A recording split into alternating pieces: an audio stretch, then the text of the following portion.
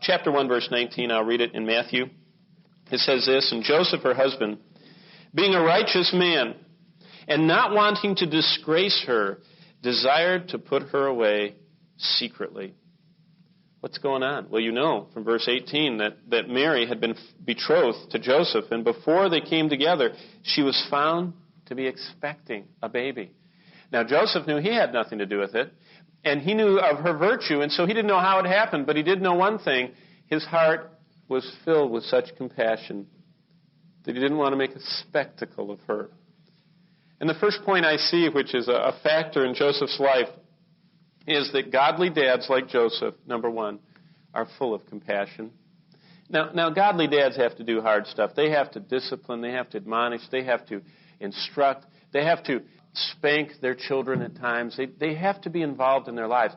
But a godly father like Joseph will always be filled with compassion.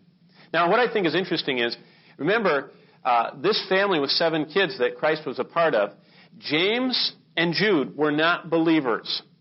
They went through all of Joseph and Mary's upbringing. They went through all the years of the synagogue and all. And yes, they were good and religious, and yes, they went to synagogue and everything else. But when the Messiah himself showed himself, their hearts hardened to the gospel, and they turned, and they scoffed, and they mocked. And we learned about this several weeks ago, especially in James's life. He would rather have had Christ dead than be the Savior of the world.